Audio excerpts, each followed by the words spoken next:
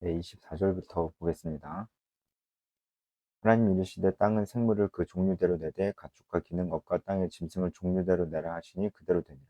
25절도 짐승을 그 종류대로 가축을 그 종류대로 모든 것을 그 종류대로 만드셨습니다. 종류대로라는 말이 계속 나오죠. 이 표현이 얼마나 중요한지 어제 말씀드렸습니다.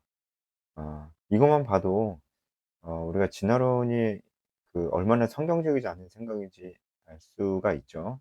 그것이 아무리 뭐 논리적인 것처럼 얘기를 해도 어 이 태초에 일어난 일에 대해서는 확실히 성경과 확실히 다른 것을 우리가 볼 수 있습니다.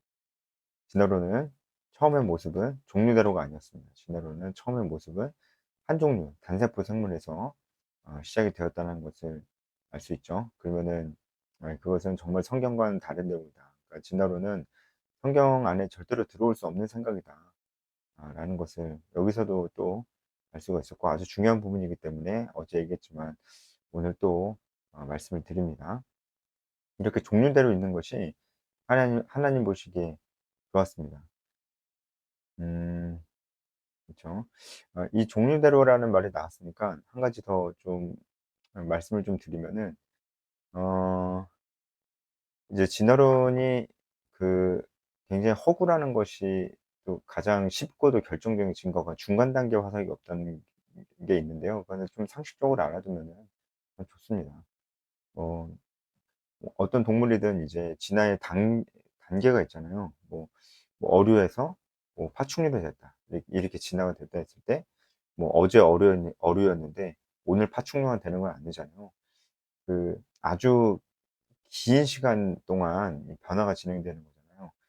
그리고 그 기간 동안에 또 그 모든 생물들이 화석으로 만들어지잖아요. 그렇다면은 뭐 물고기가 파충류가 됐다 이렇게 했을 때 어 물고기 물고기 화석이 더 많아야 될까요? 아니면은 파충류 화석이 더 많아야 될까요? 아니면 그 중간 단계 화석이 더 많아야 될까요?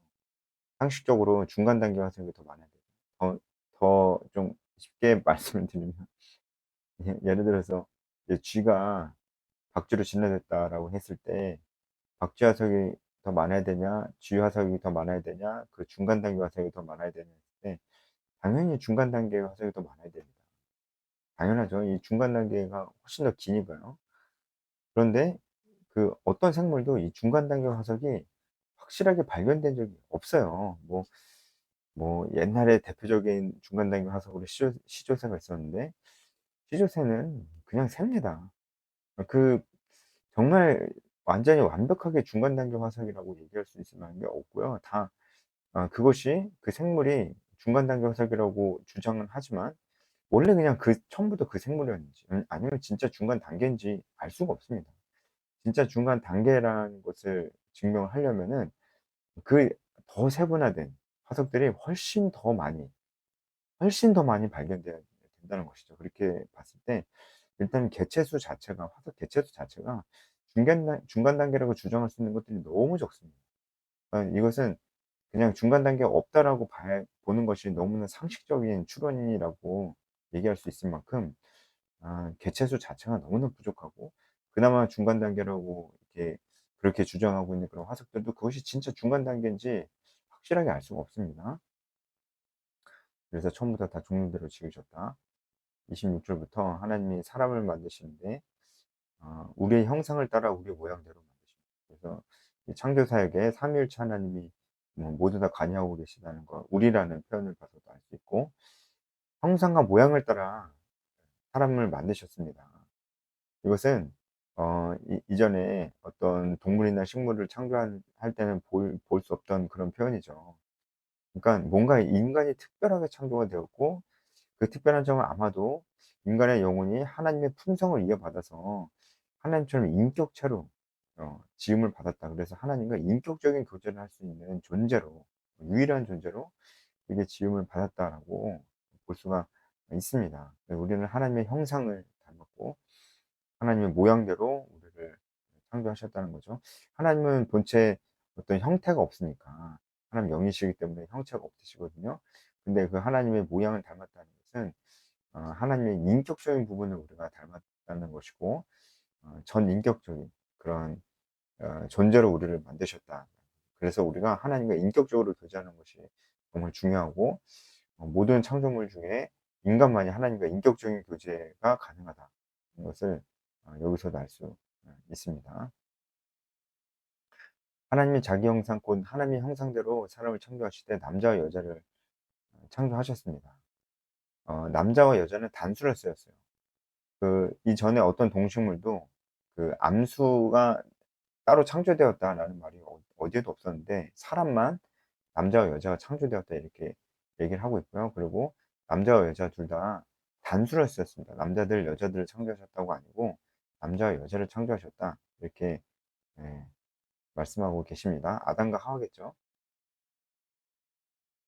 이제 그 내일 2 장을 볼 테지만, 2 장의 내용을 보면은 아담의 갈비뼈를 취해서 여자를 만든 장면이 있습니다. 그래서 1 장에서 다 만들었는데 뭐 2 장에서 또 만들고 있네 이렇게 생각하면서 이상하게 해석하는 사람들이 있는데, 그거는 내일 좀 더 자세히 말씀드리겠습니다. 지금 뭐 간단히만 말씀드리면, 2 장은 1장 창조의 세부적인 부분을 다시 보는 겁니다. 뭐 새롭게 창조하거나 그런 게 아니고요. 그래서 여기는 이제 남자와 여자를 창조하셨다라고 먼저 기술을 하고, 2 장에는 이 부분을 좀 더 자세히 말씀하신 것이다 이렇게 볼 수 있습니다. 남자와 여자를 창조하셨다 했을 때 단수고, 그리고 남자 한 명, 여자 한 명이다. 아담과 하와다라는 것을 우리가 알고 있죠.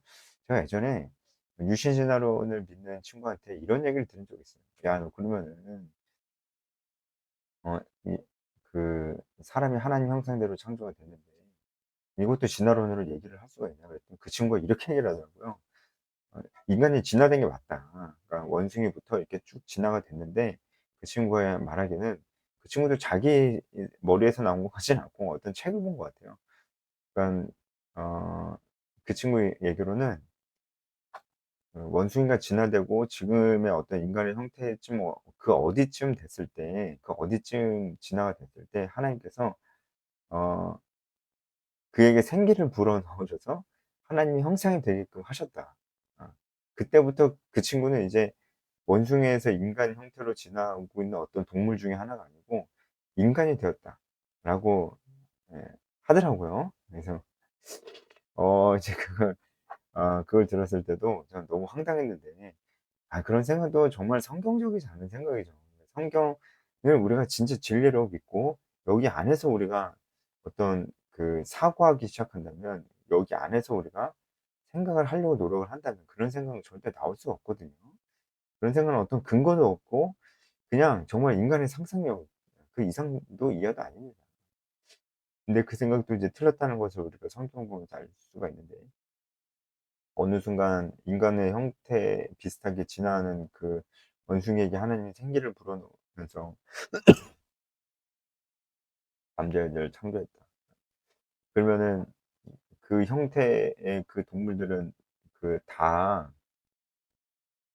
그 남자가 되고 여자가 됐어요. 그러면 남자들, 여자들 이렇게 복수가 쓰였어야죠. 하지만 그렇지 않습니다. 여기는 분명히 단수가 쓰여지고 있는 것이고, 그것을 봤을 때 여기서 분명히 아담과 하와 새롭게 창조된, 예 단숨에 창조된 사람의 모습이라고 볼 수가 있습니다. 28 절에 "생육하고 번성하고 충만하라." 그다음에 "땅을 정복하고 다스려라." 이렇게 얘기가 나옵니다. 우리가 흔히 말하는 이제 문화명령 하거든요. 하나님께서 인간을 이 땅에 만드실 때 명령을 주셨는데, "생육하고 번성하고 충만하라." 이 명령은 다른 생물들을 만드실 때도 하셨던 명령이에요. 근데 인간에게만 하신 명령이 "정복하고 다스리라."라고 하는 겁니다. 그러니까 인간은 이 땅을 다스릴 수 있는 권한을 하나님께 위임받았고, 그럴 만한 어떤 능력도 이제 하나님께서 우리에게 주셨다라고 하는 것이죠. 이것은 문화명령이라고 하는데, 그것은 우리가 지금도 순종해야 될 명령입니다. 문화명령은 뭐냐면, 우리는 하나님께서 주신 이 능력으로 지금도 이 땅을 다스려야 됩니다. 자연을 무분별하게 개발하거나 막 진짜 뭐 지구 정복하라 그런 얘기가 아니고, 이 땅에 하나님의 뜻이 드러나도록 우리는 하나님께서 주신 재능을 가지고 힘써야 됩니다. 그래서 뭔가 자연을 개발하고 연구하는 사람들은 그 안에는 하나님의 뜻을 발견하고 개발하고, 그래서 그래야 되고요. 그리고 어떤 인간 사회에 에 필요한 어떤 직업을 가지고 있는, 서비스나 뭐 여러 가지, 뭐 이제 법이나 뭐 여러 가지 인간이 함께 모여 살기 때문에 생기는 그런 직업들이죠. 이런 직업들을 가지고 있는 사람도 하나님께서 주신 재능으로 내가 하나님께서 기뻐하시는 이런 사회, 하나님께서 기뻐하시는 사회를 만들으라고 나에게 이런 재능을 주셨고, 내가 그래서 이 분야에서 일하는구나. 그렇게 함으로써 내가 하나님께서 만드신 이 세상을 다스려 나가는 것이구나. 이렇게 생각을 해야 됩니다. 그래서 우리는 돈만 벌기 위해서 살면 절대로 안 됩니다. 이 문화 명령에 의하면 돈을 벌지 말라는 게 아니고요. 이 문화 명령에 의하면 우리는 하나님께서 각자에게 주신 재능을 발견하고 개발해서 이 땅에 하나님 뜻이 이루어지도록 살아야 됩니다. 다른 사람을 위해서 살아야 됩니다. 그것이 바로 이 땅을 정복하고 다스리라는 그런 뜻입니다. 예. 그게 문화 명령에 순종하는 길이 되겠습니다. 그리고 하나님이 이제 29절에 온 지면에 씨 맺는 채소와 열매 맺는 나무를 사람들에게 먹을 것으로 줬고, 또 30절에 짐승과 새와 모든 생명들 기는 것들에게 그들에게도 푸른 풀을 먹을 거를 줬습니다. 이 얘기는 태초에 하나님께서 만드신 이 땅에는 육식이 없었다는 것을 우리가 알 수가 있습니다. 육식은 노아의 홍수 이후부터 시작이 됐습니다. 육식이 없었다는 것을 우리가 알 수가 있고, 동물들도 약육강식이 없었습니다. 그렇기 때문에 동물의 죽음이라는 건 없었습니다. 인간의 죽음도 없었고요. 이 동물의 죽음이 인간의 죽음은 인간의 죄와 함께 들어왔습니다. 인간의 죄와 함께 들어왔습니다. 어 음 이 죽음이라는 것이 대표적인 죄의 결과물이죠. 이것도 이제 진화론을 배경을 하고 있는 겁니다. 진화론에 따르면은 죄 이전에, 최초의 죄 이전에 수많은 죽음들이 반복되어야 됩니다. 그래야 진화할 수가 있으니까요. 그런데 성경에 따르면 죽음은 분명히 죄 이후에 들어온 것입니다. 네. 이렇게 얘기하면 어떤 사람이 이렇게 얘기를 하더라고요. 그러면 우리가 박수 칠 때 이 세포들이 죽는데 이 세포의 죽음은 뭐냐? 이런 이 세포의 죽음은 인간이 죄 짓기 전에도 있지 않았겠냐. 그리고 이 식물의 죽음은 뭐냐? 식물도 죽잖아요. 그러니까 식물의 죽음은 뭐냐? 이것도 죄가 들어오기 전에 있지 않았냐? 이렇게 얘기를 하는데, 성경을 좀 잘 보라고요. 성경을 잘 보면 이게 식물의 죽음을 죽음으로 보지 않습니다. 그쵸? 식물은 처음부터 먹을거리로 우리에게 주어진 거예요. 그러니까 이것은 성경에서 말하고 있는 죽음의 개념과는 좀 다릅니다. 처음부터 먹을거리를 주셨어요. 인간이 죄를 짓기 전부터, 처음 지으실 때부터 식물은 먹을거리를 주었기 때문에 식물의 죽음이 그 죄 짓기 전에도 있었기 때문에, 그렇기 때문에 어 그 동물들의 반복적인 죽음으로 진화되는 것도 그것도 가능한 거다, 이렇게 얘기할 수는 없습니다. 동물의 죽음과 식물의 죽음은 이런 부분에서 확실히 구분이 됩니다.